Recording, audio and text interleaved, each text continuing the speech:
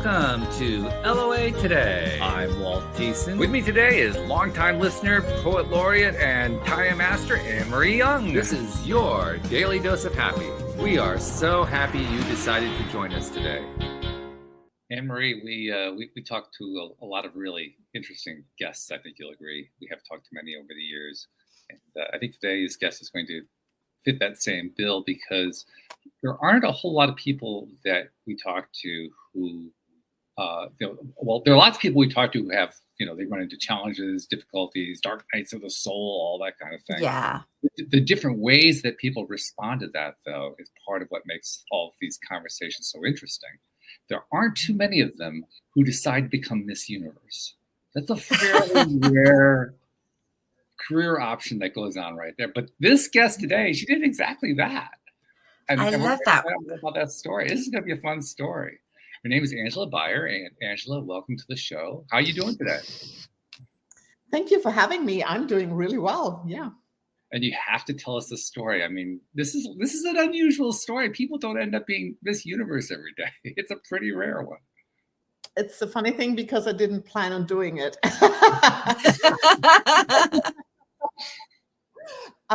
Well, total different background. I'm from Germany, and I was a banker, and a number person, and I come from a very conservative and traditional family, and there was not a lot of options where I'm from. It was just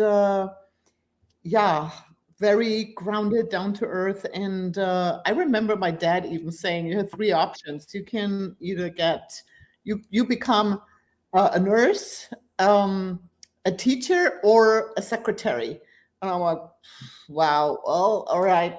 Well, I picked secretary and upgraded it to being a banker. I went to college, got my degree, and I worked in banking. What happened though was, if you're not living your authentic self, and if you're not doing what you're supposed to do, you hit a wall. And what happened to me, I was under a lot of pressure. Comes to my job, I moved up the ladder, got into management. I was not in a healthy relationship. And what happened was the only thing I was able to control in that environment was my food. So I did some crazy things if it came to diet. And the picture outside was, oh, she looks good. She has a good job. She has a great relationship. It looked perfect from the outside. Inside, I was really struggling. Was painful. I developed an eating disorder. I really went downhill, got a lot of health issues, and ended up in the hospital. And I knew I have to change. I had to do something different. So that was rock bottom. And I decided to go to a nutrition school and learn everything about nutrition. I wanted to know how to do it the right way. Because trust me, if there was a diet out there in a magazine or whatever I could read or get my hands on, I tried it to the extreme. And I always, lost the weight, gained the weight, it was just craziness. And after the nutrition school, I got into weightlifting because I was skin and bones. There was nothing left of me. So I did that for a time. And it went really well. And again, the same hamster wheel started again with my job, with my relationship. And I said, okay, this needs to stop. And I decided to quit my job, broke up with my boyfriend at the time. And I went to the United States because my dream was always to learn English. So I went to a university and took a course for 3 months, English as a second language. And I fell in love with the States. I enjoyed it so much, and I didn't want to go back. And again, I remember that day. It was almost the end of the course. I drove down the road. I saw a bank. I walked in. I said, hey, would you offer an internship? And they said yes. So I literally, in the last week of my English course, I got an internship at a bank. So I was so excited for 18 months. Again, personal banking, in the banking world. I can do it was not my authentic self. So here I am. I'm like, okay, how do I get a work visa? So how am I able to stay here? And yeah, my lawyer at the time said there is no way you get a work visa as a banker. There's so many bankers in the United States. You have no chance. You've got to go back to Germany. I said, well, is there any other option? And she says, well, only if you have special skills. And I said, the only special skill I have is lift things up and put them down. I'm really good at bodybuilding. So she's like, well, okay, if you can get a world champion title for the United States, you can get a green card. Whoa. Exactly. That's what I said. That's a stretch. So I got all my journals. Well, actually, it was more than a stretch. It was a lift. It was a whole bunch of exercise. It was just That's right. There was a little stretching in there, but yeah, a lot of lifting weights. So yeah, I was able to afford a gym membership with my little internship money I got. And I started to really dial down. All I did was diet, exercise, sleep, repeat. And I got into this tunnel vision, and I was getting ready, preparing. And you could actually tell every week how I changed my physique, how I improved, how I got better. And I was in this flow, which I've never been before in my life. And yeah, I prepped for Miss Florida. I got ready, competed, won Miss Florida, got qualified for Team USA. I was able to travel to Los Angeles, competed at the Miss USA. And like I said, there are weeks between all those competitions. It wasn't that quick, but right. Yeah, at the Miss USA, I was able, yeah, to win overall title. So I was qualified for Miss Universe. And I remember I'm like, okay, this has to be really good. So again, I It was wasn't good enough.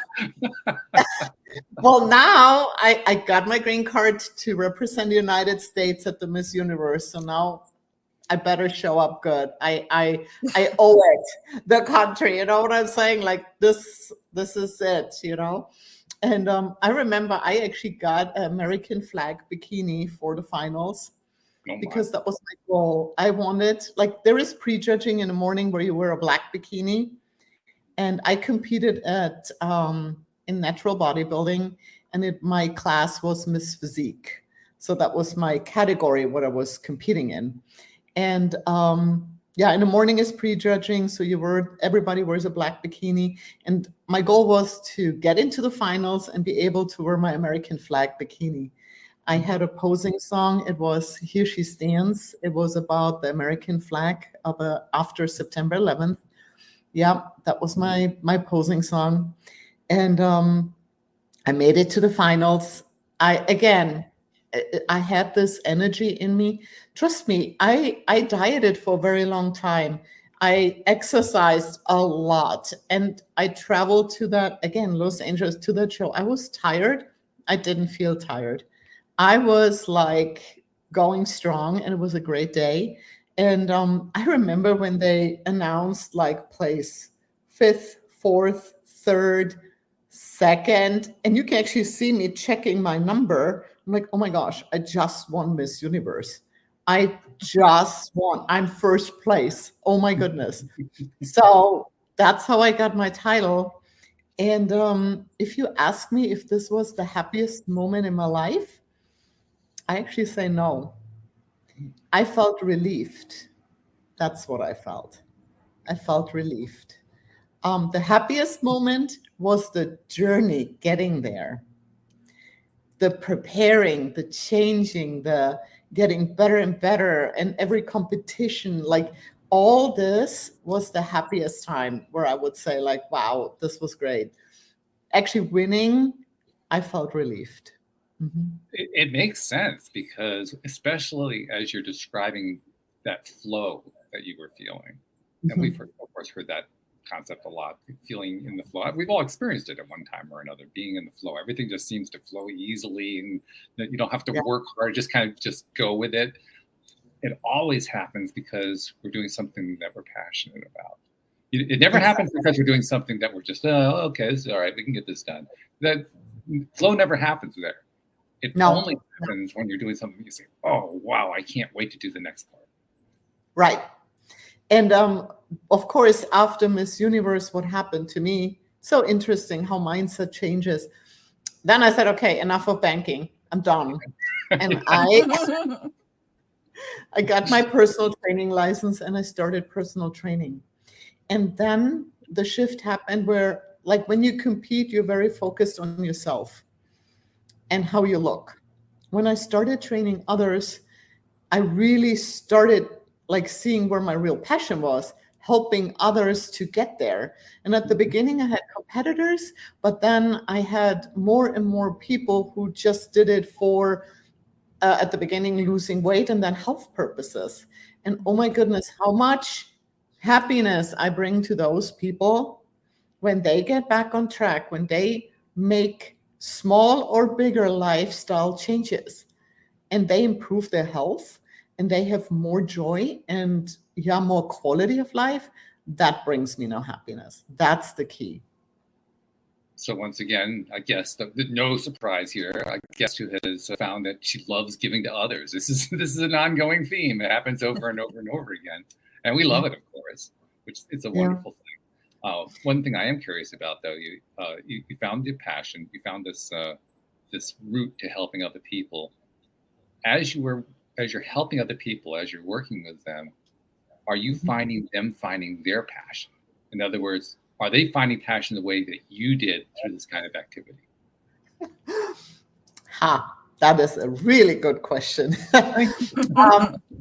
If somebody is so funny, I can tell if somebody's going to be successful or not right from the get-go. And this is how deep they dive in. Some people hire a personal trainer and think just by hiring a personal trainer, some magic happens, but you always have to do the work. I can only guide you. If I have a client who understands that concept, that they have to work on themselves and they see the results, they thrive on it, and they, oh my gosh, amazing things happen. Yes. And like I said, some people are not quite ready for that change. If they're ready for the change, yes, I have people, they started competing. I have clients who did marathons or like some sort of competition they wanted to do then, just to see how far they can go. And others, they're just enjoying their lifestyle. And yes, they don't go back. No, they don't. They stay on track. Yeah. Mm-hmm. And I have clients now. That's a big deal. Yeah. Yeah. I mean, the reason I say that's a big deal is it's one of the things that I found tends to be the hardest when someone's making a change like this.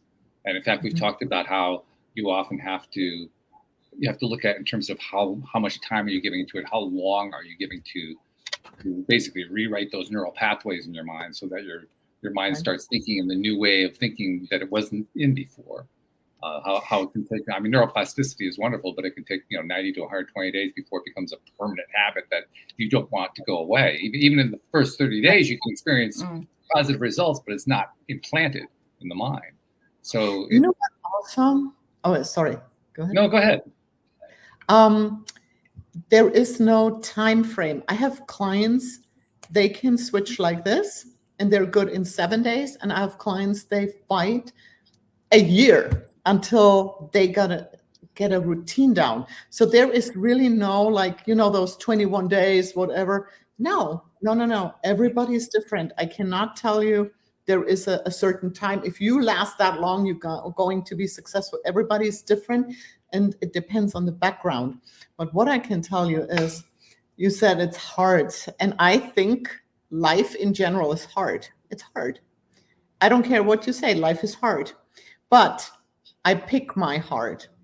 So I decide to be on a diet and to work out every day on a regular basis. And yeah, for some people that's hard, but is it hard to be overweight and try to put shoes on, trying to go upstairs, trying to get a seat in an airplane, trying to go shopping for clothes and you don't fit in clothes? That's hard. That's harder for me. So I rather pick my heart and stay on a diet and exercise. So yeah, pick your heart. Is that what you do, Anne-Marie? Do you pick your heart? Is that your way of looking at it? Do you know what? I can totally relate to this because I've started working with a personal trainer in the last 3 weeks. Have you really? And so I've been, I know that hard of being overweight and struggling to do things and being in pain with my joints and stuff. And to start working with somebody, start moving my body, start building my muscles, and the difference it makes in 3 weeks, that I'm so much stronger. I hurt like hell when I'm doing it because I'm really pushing myself. But I think there's something about taking that control back, Yes. when you're stuck in a rut and you've got bad habits, just to get up 3 times a week at 6 o'clock in the morning and go and work out with a personal trainer for half an hour or so, just lifting weights and whatever, and just feel that difference. That's taking that control back. And then that changes that food mentality, and it changes just my whole perspective. You also train your willpower. This is an interesting thing as well, what I see, and this is when I work with people, there is a willpower gap. That's what I see in my clients. So what happens is they wake up in the morning, breakfast, perfect, lunch, kind of okay, dinner, everything goes to hell. That's the routine. What happens is, in the morning, you still have willpower. During the day, phone calls, emails, kids, family, work, whatever, you make decisions all day. You're zapped by the end of the day. You have no more willpower left. And then if you don't have your dinner planned, it won't work. Then you give up and you do whatever. And that's the key to what I install a framework for my clients where they know exactly what they're going to eat. They know exactly like how the day is. And we train to put in some automaticity. So you do it automatically and you stop making decisions in your workouts or in your diet. You don't have to think about it. So you're not falling into that willpower gap. Yeah, it's one of the things. Yeah, because you're right. Because in the evenings, like, you're exhausted and it just goes to pot, doesn't it? And I know for a fact that if I had lessons with a personal trainer after work, it would be a real struggle. I mean, it's not easy getting up when it's dark, because it is. But in the evenings, I don't know if I could do it. But that's what I'm saying, like. You're bang on, yeah.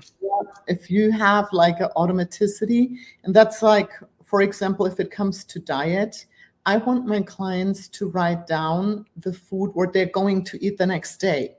I don't let them journal what they ate that day, because they're like, I had that ice cream, I have to write it down. If you write down what you're going to eat the next day, you made a commitment to yourself. You do not want to disappoint yourself. You know what you're going to do. You have it written out, and then you prep it. And it's ready in the fridge. And then the next day, no guesswork, and you're good. You know what I'm saying? Like, there is a refocus. It's fun to see actually how it works. It works all the time.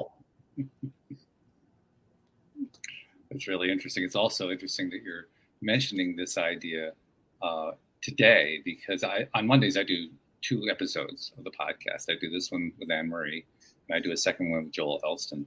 The topic for the one that I'm doing with Joel this evening is you're not broken, you're not blocked, you're just exhausted. And it's literally what you're talking about right there. Yeah, and it's so true, because we are bombarded. It's too much. I mean, so many things. It's a challenge, and that's what I'm saying. Like, the easier we can make it for ourselves, the more successful you're going to be. And I like the automaticity. I always compare it like brushing your teeth. You just get up and brush your teeth. When was the last time you didn't brush your teeth in the morning? You can't even remember. Yeah. You can't remember. What I'm saying. So, and this is how it's supposed to be. It should be unemotional. Like, this is what you do. You're not discussing what toothpaste you're going to use, what toothbrush you're going to use. There is no emotion attached. You just do it because that's what you do. It's automatically. And this is with diet and exercise, the same thing. It should be just an automatic thing what you do. This is how you keep healthy. And end of story, non-negotiable. Well, what you're talking about is the establishment of the habit, which is what I was referring to a moment ago. And many people will start to establish a habit. They won't necessarily continue with it. Perhaps for the reason that you mentioned, because you mentioned everybody takes these things on for different lengths of time before it finally sticks. For some people, they can do it for 7 days and it sticks. For other people, it's a year. For some people, it just won't stick, period. I've always been fascinated about it, though, because why is it that sometimes it sticks and sometimes it doesn't? I don't really have a good answer on that one. I've also tried to figure out what does it take to help it stick for somebody who has trouble making it stick. I have some idea along that line, but the whole thing is still relatively unsolved as far as I'm concerned. Do you have any insights on that? Well, I can only tell you what food related.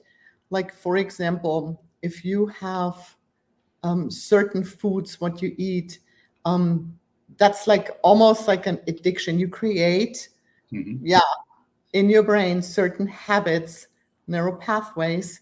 And when you stop them and change them, it's like a river where there is no water going through, but the bed is always there. You know what I'm saying?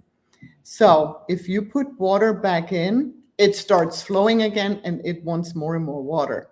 That's how it works with food. Like, if you have something going on with sugar and flour in particular, I can tell you, you have to stay away from it. So don't even go there, because then you feed that thought again, that brain wants it again. There is like an addiction or a neural pathway where it's just empty, but it will fill up again. And this is with habits too. Like, if you just, again, don't create strong habits and doing it in strength, that's like the river.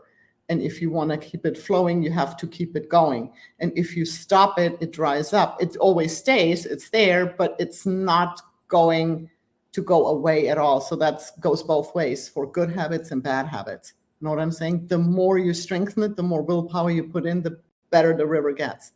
That's how it works with food. Well, there's certainly a lot to be said for the idea of reflowing, if you will, or perhaps from a neurological perspective, rebuilding those neural pathways over and over and over again. Because when you do it the same way over and over again, that is how you create a habit. Right. And that is how it becomes part of your psychic view, your psyche, your spirituality, your mentality, and so forth. Ultimately, though, the question still becomes, why is it that we jump the tracks? Because we do jump. Let's be honest, people jump the tracks. If people didn't jump the tracks, there wouldn't be dieting. There wouldn't be that diet roller coaster. People would they'd be on the diet, they'd be done. Okay, hey, no problem. End of a $5 trillion industry. But that's not the way it tends to work out. People do jump the tracks. They do tend to fall off the wagon. And I think it has a lot to do also with the food industry, because the foods, what's out there right now, are pretty much hijacking our brain.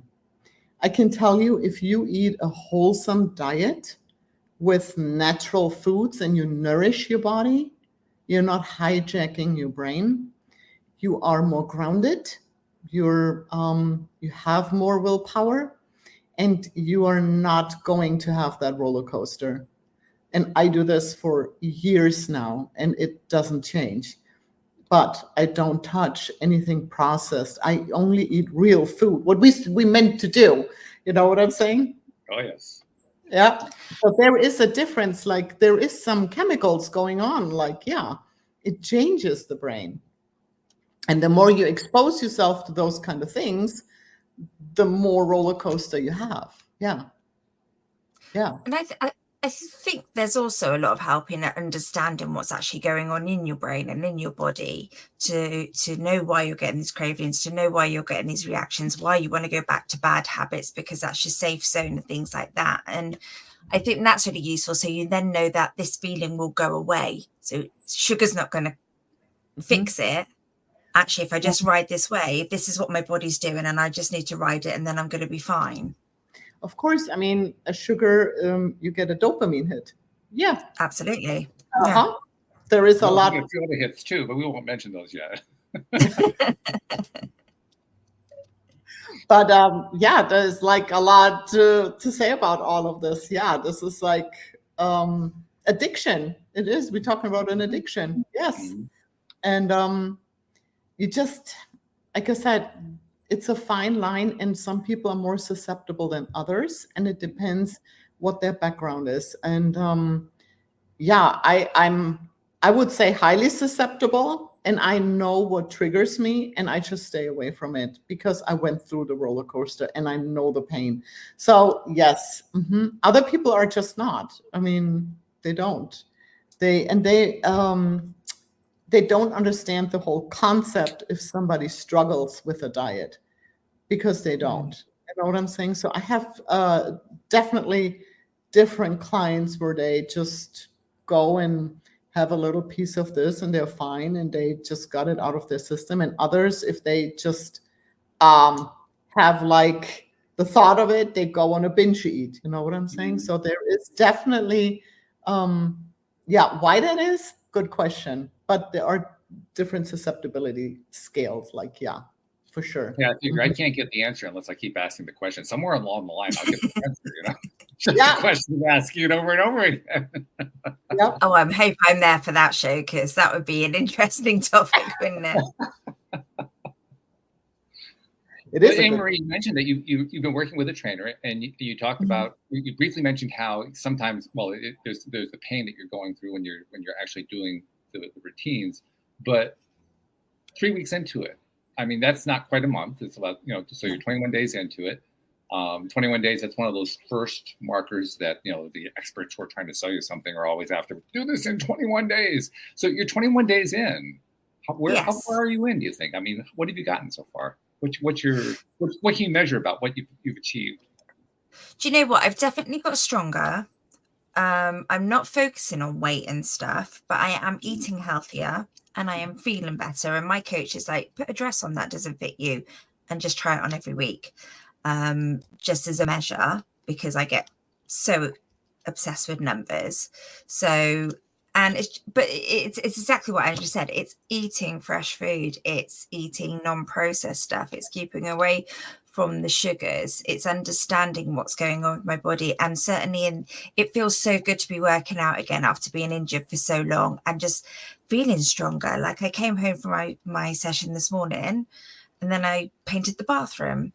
And then I was, you know, just having that extra energy. And again, it's that control for me. It's having that control back in my food and in my exercise. And like tomorrow, I want to wake up really early and go for a walk.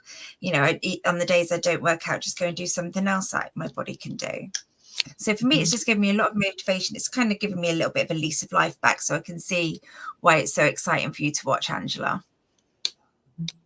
And I really liked what you said with the numbers and the scale and all that. I think women in general, they always look at the scale, and you said you're not. You're like just going, and you want to feel stronger. And I think it's such an important message because most of the women are so hung up on the scale number, like how much they weigh, and focused on the body fat percentage. And I think that's the wrong way at looking at it. What you need to focus on is healthy, strong muscle, because the muscle is the organ of longevity. The muscle is the tissue what communicates with your metabolism, with your endocrine system, with your bones, with your brain, cognitive function, anxiety, depression, all those things. The muscle controls all of it. If you don't have good quality muscle, I always say, like, you want to look like a fillet steak, not like a marbled, fatty piece of meat. I don't always have the fillet steak in mind. That's what you want. You want the quality muscle. And by having that and by working out, you create a flux in the muscle. So carbs go in, carbs go out. You work in it. And that regulates everything in your body. By not focusing on the muscle and just trying to lose weight, what happens is you actually, again, do crazy diets and you just eat up the muscle. You reduce your metabolism. You make your hormones crazy. They're all over the place. There's so many things happening. Your bones are not strong. That's why when women get older, like they have osteoporosis and all those things, because they never took care of their body. You know what I'm saying? And there is so much being said of being proactive and starting early and really making sure. Now, when you do focus on building the muscle and eating healthy, guess what? You're going to lose body fat and you will be in the right size body and you will look how you want to look. That comes with it automatically. Don't even focus on it.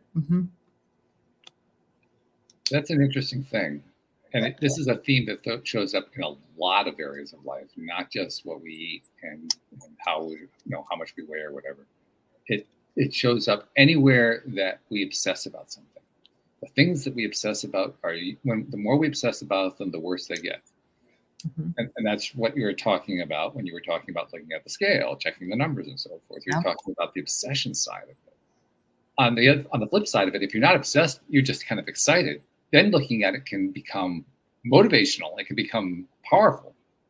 It all depends on how we're looking at it. In other words, how are we feeling about ourselves and our situation and what we're doing when we're paying attention to something. Right. So, I mean, if for instance, let's say weight is an issue, but you decide, I'm just not going to deal with that one right now. I have this other thing I want to deal with, and you focus on that for quite some time. And then you look back and say, whoa, I lost 3 pounds. How did I do that? It's because you're not obsessing on it anymore. It's not because you made any changes necessarily. It's just, you're just not obsessing.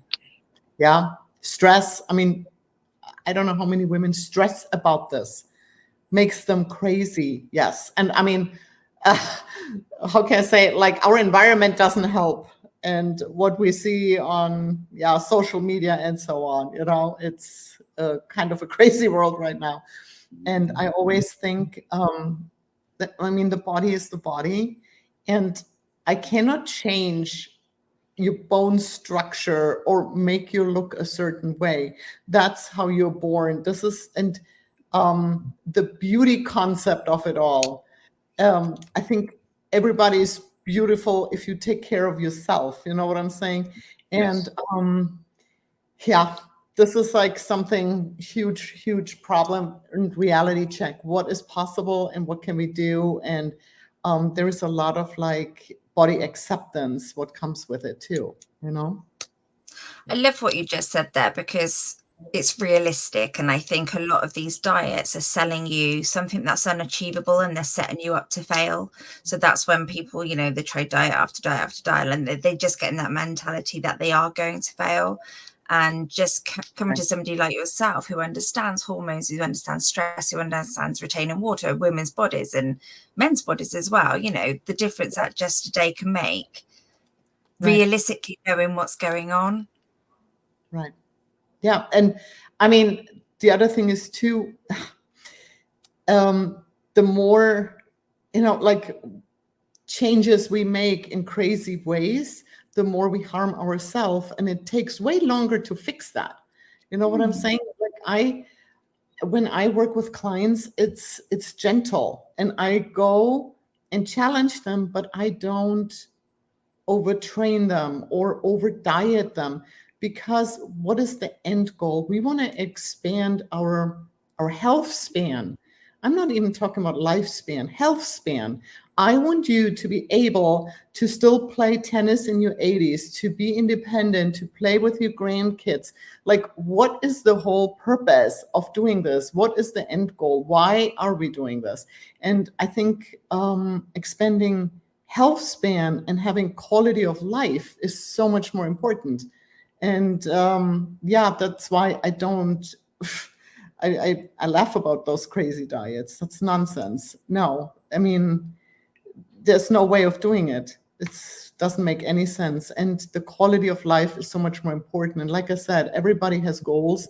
And I love watching my clients reaching them. I have clients, they're 92 and they still play golf, like it's amazing. And they do their thing. They work out, they live a healthy life, and there comes a happiness with it as well.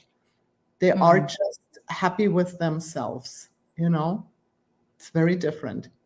I had a couple of guests on a week ago who, husband and wife, who both lost significant weight. And they were telling the story about how they lost that weight. The way he told the story was he woke up one day, checked his weight, and found that he weighed over 300 pounds. And for him, that was like the barrier. Once he broke through that barrier, he was terrified. And he apparently he was also an insurance salesman and knew that according to the mathematics of it, he wasn't going to be around very long. So he wanted to make some changes because of that. But he made a really interesting comment, and his wife backed him up on this, saying exactly the same thing. They both said, we already knew what we needed to do. That wasn't the issue. It's not like someone had to explain to us, eat better, exercise more, change your diet, No one had to. We already knew that part. The part that we didn't really understand, and once we understood it, that's when the difference kicked in, was we needed to change our mindset. We needed to change how we thought about it. Yeah, absolutely. Yeah, that's why I'm saying pick your heart. It is what it is. And the mindset, the mindset is huge, huge. Think about this too. Like, ask yourself every day, would you regret what you did yesterday? Just ask yourself. And if there is something, change it. Don't do it today. There is always a little piece you can do better, And the other thing is too, that's how I did it myself. And that's how I explain it to my clients. When I prepped for this competition, I told you it was a long stretch. Now, we're talking about a lifetime. Let's say a lifetime. What if I tell you you can never, ever eat a pizza in your life? You are going to tell me this woman is crazy. That's what you're going to say. And all you're going to do is make me want pizza even more. Thank you. Yes. Now, how about if I tell you today you stay on a healthy diet? Just today. Today you're not going to eat pizza. You can do one day. Can you? Easy. Yeah. Easy. So what you do tomorrow, we don't care yet. We don't. Maybe you eat a pizza tomorrow. Guess what? The next day comes around and it's today again. And this one day, today, you stay on your diet. Just one day. Just another one day. And you build a string of todays which are healthy, and all of a sudden you did it for a year or something and you don't even want it anymore. You know what I'm saying? Right. But you had so many good days, but just focus on one day. Make it small. And like I said, everybody can do a day, right? And then focus on the next day when you're doing your menu planning. Right. That's like the next step. But I'm telling you, if you put it to smaller steps and not overwhelm yourself, then I think everybody's able to do it. Yes, for sure. But if you think about this whole plan, when we make like, oh my God, goal setting for the next 5 years and yada, yada, yada. And I can literally see, not going to happen. But just make small goals. And then what I think is also important, I started out with a gratitude book in the morning, writing it down in the morning, my gratitude. It's very helpful. Well, I started writing down every day the same thing, what I'm grateful for. And I'm like, well, I don't know if this really works for me anymore, because it was automatically the same couple things. Mm-hmm. So I switched it around. And what I did, I started writing down in the evening what I did really well that day. And I celebrated myself for it. Mm-hmm. It just changed around. And then I felt so accomplished. And I'm like, oh my God, that gave me the energy for the next day to do it again. Because I'm like, oh, that was awesome. I'll do this again. So that, like I said, you always evolve or discover something else or find new things what are more beneficial, where I say, oh, that works better for me. It's interesting that you mentioned that for a couple of reasons. One is that it ties into something I was going to bring up in a moment, and I will bring that one up. But the other thing that makes it interesting to me is when you talk about that shift in your attention to what happened during the day rather than what you're planning to do in some future time, you made it real for yourself in a way that the other wasn't real. I think that's one of the big tricks with any of these mind shift techniques that people come up with. What's the one that helps you stay real to what's going on right now with you, right here, right where you are, no matter what you're doing at that particular time? It's that focus on now that makes the difference. So I love the fact that you found one that made all the difference for you. And it could have worked the other way around. It could have been just a flip, but for you, it was, I needed to look back on what my day was, and that made it real for me right now. Yep. So that was really big. The other thing that I wanted to bring up, and this is something I've been experimenting with in other areas of my life, and I'm curious to know what your take is on it. It's something that I have talked about on the show off and on for the last 3 or 4 years. I'm more convinced than ever that this is one of those missing pieces that doesn't get enough attention. And I'm curious to know what your take is on it. That missing piece can be summarized in the word connection. Mm-hmm. When I say connection, I mean connection with other human beings. And probably the biggest, easiest, most obvious way to identify the problem of connection is to mention those 2 terrible words, social media. The reason I say that is social media's idea of connection has nothing to do with human connection. Social media connection is where you post something, you share, you text a comment, you put up a video, you put up a photo. That's connection from a social media perspective, which has nothing to do with human connection. No. Human connection has to do with having a conversation, touching, talking, interacting, doing these things that social media is basically, at this point in time, incapable of doing. Right. And so I think we've ended up now in a 21st century society where people are becoming less and less connected to other people that are important in their lives. Huge problem.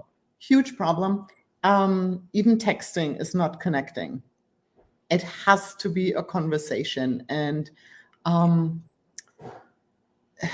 face to face, even better. And the connection is also like what I experience. I have like a group of women. We always connect, and we have a pretty big group, and the support and the connection in that group is so powerful that it helps if somebody has a bad day or struggles, or to have a safe space and actually verbally say it and connect and have a support buddy is one of the most powerful things in that whole thing if you want to make a change. Absolutely. And I think it's total, like, I hope we're changing the direction and we get more connected. I think it's huge. And again, yeah, I totally agree. Social media, that's a platform I use it for education and information, but that's about it, but not for human connection, so to speak. That's way different. And the power of human connection and having a good community is major. You gotta pick a good community, people who lift you up. I always say there is an inner circle, there is an outer circle, and then there is a space where there are people I do not want to connect. But yes. It's good to know which is which. Yes. But yeah, very, very, very important. Very important. Yeah. I'll say this. The reason that I've been focusing on this lately is I was just working with a young Filipino woman. We were doing daily connection via video as an experiment to see what happens if you do that every single day what results were we going to get out of that? And results were really good. I'm now thinking that social media does need to evolve. There needs to be the next level of social media, and it has to have that level of connection to it. Yes. And I think the world really is demanding that without even realizing that they're demanding it. I'm kind of surprised that the social medias that are out there haven't figured that out yet. For some reason, that doesn't seem to have dawned on them. But there are a lot of us it's dawning on. It's dawned on me, and I'm actually thinking about how can I get the next thing started, because I think that's the next step of social media. I think social media finally needs to be something that it was supposed to be all along. Social. Mm-hmm. Yes. Well spoken. Yes, absolutely. And I think, I don't know why it happened, but we are disconnected. And that I see in the behavior too. Like if it comes to my work, a complete disconnect to the own body. Like what happened? But there is no connection, not even with yourself. So there is a lot going on, and this needs to be fixed for sure. And I can tell you, like by creating a community in my space, very powerful. And all those women are very successful who I have in my group, because they do have the support. They have a support body. They know where to go to. They can connect immediately. And that's an interesting thing too. Have you ever noticed how you speak to yourself? How you talk to yourself? And how you talk to a friend? Yeah. We've talked about this a lot. Yes. Yeah.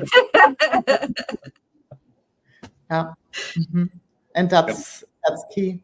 The phrase that we like to use around here is if we treated ourselves the way, if we treated our friends the way we treat ourselves, we wouldn't have any friends. No. But isn't that something? Oh, sorry. No, it's so harsh. I think it's amazing. Yeah. Yeah. So I was just wondering, when you're on about sport, is your personal training, is that something online, or is that in person where you are, or do you have like branches elsewhere? I just wondered what, as we're talking about connection, how do you connect with people you work with? Mm-hmm. I have, of course, one-on-one in person. I'm located in Florida, so I have a lot of snowbirds. Yep, they come down and work with me. And I do, because there are snowbirds, FaceTime training with them. So I'm all over the world. Actually, I have clients in Korea. I have clients in Europe. I have clients in Canada. I have clients in the US. So yeah, I'm all over. It's very interesting with the time zones, but yes. Yeah, it's sometimes, but it's one-on-one training. And then, like I said, I have my Facebook group where we connect, and where you can ask me anything, and that's like more in a group environment. Yes. Mm-hmm. But yeah, I'm always there for my clients. And you have an online course too, a wellness warrior course. Tell us about that. Yes. So because always connecting and time is a problem, I created a course where clients can go and actually learn about mindset, diet, exercise, stress management, sleep, recovery. And it's about resetting your metabolism, getting going, getting the right size body. And again, I have weekly meetings with those clients where they can ask me anything, so they have the connection as well. It's funny, I put that in, yeah. But I want them to have the freedom to do it on their own time, but still being able to connect. Yeah, support is a piece. I mean, because that piece really is the missing piece. I mean, it's also an interesting thing. I've noted that there are many people who have good social support networks, other people who have poor social support networks, others somewhere in between. And it's almost a direct correlation. The stronger your support network is, the more successful you are with whatever it is. I don't care what you're talking about. Whatever it is you're trying to accomplish, the better your support network is, the better you're going to be at it. The smaller, the worse that your support network is, the more trouble, the more struggles, the more frustrations you're going to run into. Probably the more growth you're going to do too. But it's a tough trade-off, because you're going to accomplish that massive growth at a tremendous cost, to the point where for many people it actually defeats them. You know, I mean, Yeah. that's where people end up in depression. That's where people end up suicidal. That's where people end up in really, really bad states. I don't know if it's even growth. I think the biggest growth is if you have good connections. Connections, everything. That's actually the word of the year for me. I always pick one word of the year, and this year it is connections. Yeah. Connection. Oh, okay. All right. Not funny. Yeah. Because it's not surprising to me. It's not surprising at all. Yeah. And it's reinforcing, by the way, because it tells me that I'm working on the right thing. It's telling me that I'm focusing on the thing that's really going to make the biggest difference for me, for listeners, for everybody. Yeah. It's obviously missing for people, and it's being identified here, there, and everywhere. Yeah. Yeah. I would say even there are a lot of people there are a huge number of people who are aware of the problem without realizing what the problem is. They don't necessarily know that it's lack of connection. They just know that there is a problem there. Yeah. Yeah. Absolutely. Oh yeah. And I actually, I have clients where I train the family, and I see the bigger disconnect in younger people. Oh yeah. Huge. I mean, crazy huge. It's because social media was such a powerful influence that it led the young to believe that that's where connection was. They didn't think about that consciously. It was not a conscious decision, but we're all driven. We're all at all times interested in connection. So anything that helps us to connect, we figure is what we need to do. And that was the promise of social media. Social media was about connecting to others. It just wasn't a good quality connection. It's a very poor quality connection. It's kind of like eating that junk food all the time. You eat enough junk food. I mean, you think you're eating food, but it's not nutritious. It's not actually nourishing your body. Not at all. You're being misled by what the thing is. Right. But it causes a lot of issues. Yeah. So I was just going to say, I've noticed that with my kids, and even just little things like going up to a shop assistant and asking questions. And so now if we go out for dinner or we go out somewhere, I make them speak to the waitress. I'm not going to order for you. You do it, and try and, because connection is everywhere. It doesn't have to be like your best friend or your neighbor. It could just be a friendly chat and smile with somebody who buying your paper. Right. I mean, I have do that. I'm sorry. Yeah. No. Go ahead. I was just going to say, the more that you do that with that same person, the more you develop the connection. That's the other thing that's interesting about it. So it can be just somebody that you just, that waitress that you mentioned, and you never really had seen her before, but all of a sudden you find yourself going back to the same restaurant because you had a connection with the restaurant waitress.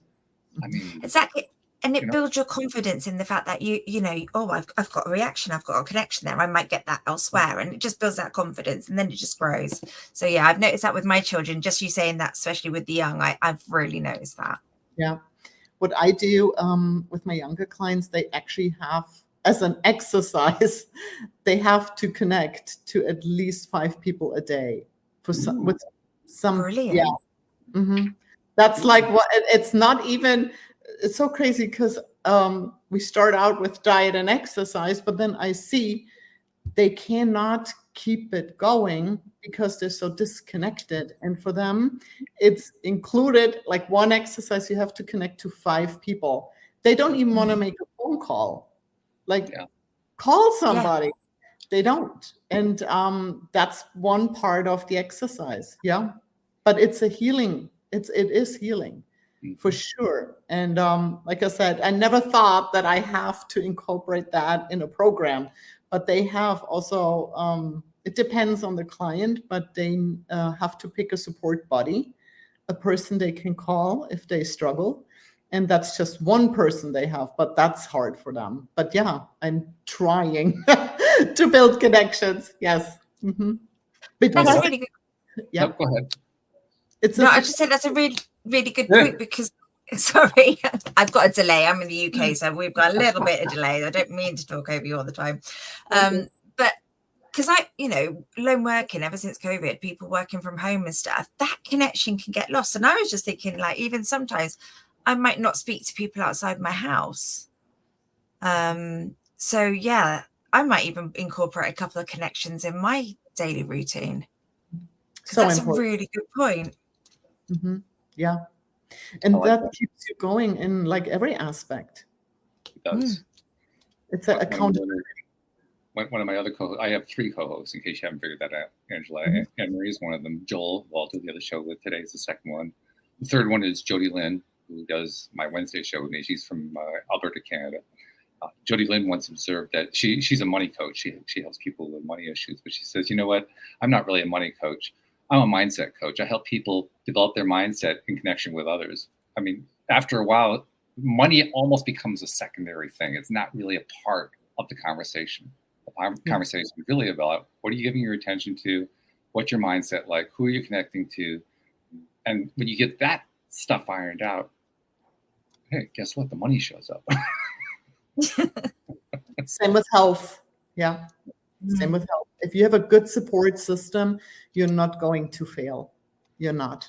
Because that's last week. What really, I thought he nailed it when he said, I already knew what to do. I already knew what I had to do. I just wasn't doing it. Why wasn't I doing it? It was the why that was the real driving factor, not the thing. The thing was obvious. Everybody knows exactly what he made it really. I love the way he said it. He says, I don't care who you talk to. I don't care how overweight they are. I don't care how long they've had a problem. If you can get them to be honest with themselves for 5 seconds, they already know what they have to do. True. But then again, like, that's why, I mean, honest, that's why people hire me, to have a connection. Yes. That's all it is. I mean, I don't do it. Yeah, that's huge. I know, but here we are. Yes. I mean, I keep them accountable. I build them up. I know what to do. I guide them and I support them. Key, of course. And I never let anybody down. And you have good days, bad days. It's all good. And this is the key, though. Yes, of course. Absolutely right. Well, once again, what we thought was the topic really isn't the topic. The topic is this other topic, the one that isn't getting all the attention. We're giving it here, though. We're giving it a lot more than I think most podcasts are, but it just doesn't get the attention. Except if people want to, in some way, insult it, like, oh, that's social media. We should just ban the thing. It's terrible. It's ruining our society and so forth. Even they don't seem to realize you're focused on the wrong thing. You need to focus on the connection. Not what's wrong with it. What can be right? What's the part that makes it right? What's the part that makes it work?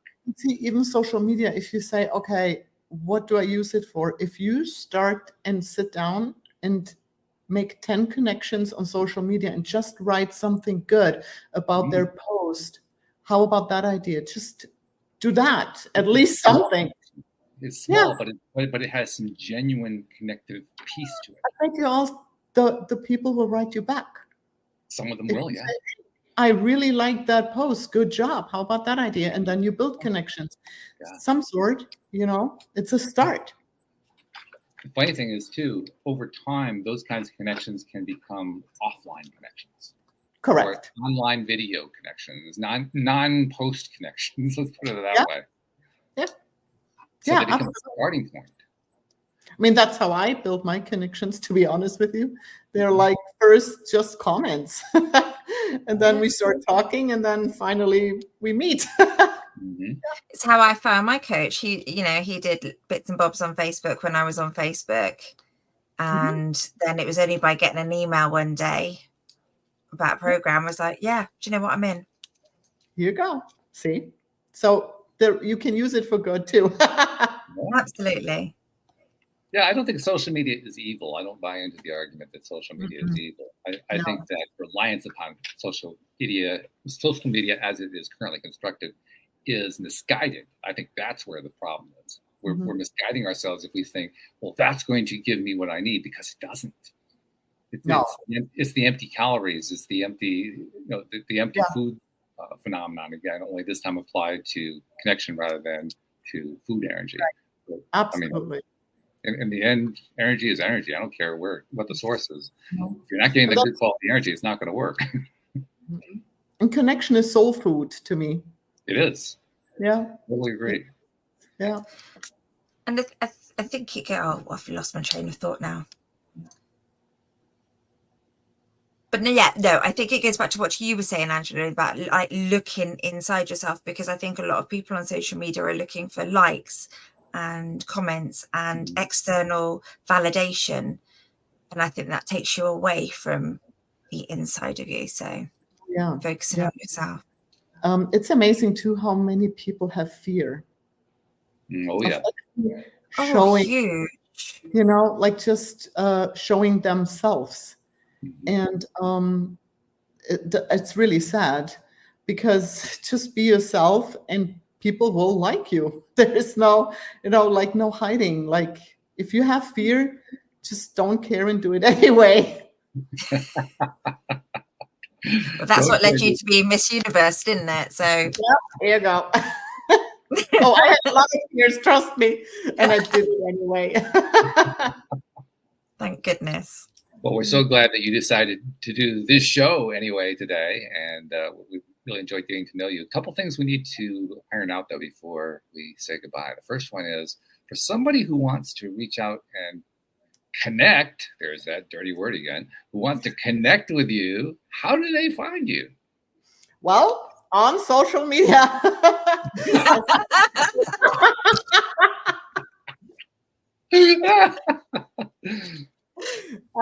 Health Coach Angela. I'm Health Coach Angela on every platform, and my website is House of Shape, and you can message me on that too. And I'll include a link to the website in the description for in the show notes, so we'll make it easy for people to find it, because we also want to make things easy wherever we can. The second thing that I want to do before we part company is to share with you something that I make it a point to share with all of our guests who are givers like you are, because you made that point, love to give. And that's been true for everybody who's been a guest here on the show. Givers give continuously. I mean, we don't, it's not just, you know, we get a paying client. Okay, we're going to give to the paying client. You did a podcast here. I mean, you do other podcasts, I'm sure. You post to social media, you write articles, you put out courses, you put out all this stuff. And most of the time you don't even know who's consuming it. And that's what I realized there was another disconnect. The disconnect was we're not getting credit for the ways that we're helping people that we don't know about. So I like to make it a point to say, on behalf of those people you've never met, you've never seen, never will meet, never will see, who you've been helping in that way, thank you for what you've been doing, because you're making a difference in this world. Thank you for saying that. I appreciate it. We appreciate you too. Anne-Marie, you know where I go next on this. Yes. My three co-hosts, Angela, just to let you know, one of the reasons I like all three of them so much, one of the reasons I care about them so much, is because they're really good at summarizing what we just talked about. They always are able to pick out that one key note, that one key thought that ties the whole thing together. So now that I've really put the pressure on her, Anne-Marie, what's the one takeaway for today that you want to point to? Oh, so much yumminess in one show. I think it has to be the connection, but it's that not just connection with other people, that connection with yourself. And I know the difference that 3 weeks has made to me, and having that connection with myself and connecting to my health. So that to me is just icing on the cake. Yeah, you can't go wrong with connection, that's for sure. Connection's important. The real kind, not the kind where you just making a post. Okay, you like the post. That's good. What are you going to do with it after that? Come on, give us some more here. Give us some more. Well spoken. Yeah. When you connect to yourself first, you can connect to others. I think that's great. Well spoken. Yeah. Thank you. So, Angela, thank you once again for joining us, for telling us your story and sharing your insights. Once again, reinforcing many of the things we already talked about, saying, well, here it is from another viewpoint, saying exactly the same thing. But we appreciate you so much, and all the best with what you're doing. Obviously, you're going to keep doing it because your passion comes through in a really big way. I can't imagine this. I have a feeling that you would keep doing this regardless of whether it was a career, just because this is what you do. Right. No, truly. Yeah. I do it all day. I mean, every day. I train myself, clients. I have so much love for this. I enjoy it a lot. Mm-hmm. And it comes through really, really, really loud and clear. So thank you once again for joining us and for sharing the story. Thank you, Anne-Marie, for your usual comments and contributions and so forth. We love all that. And thank you to our podcast listeners everywhere. We will see you all next time here on LOA Today. Goodbye, everyone.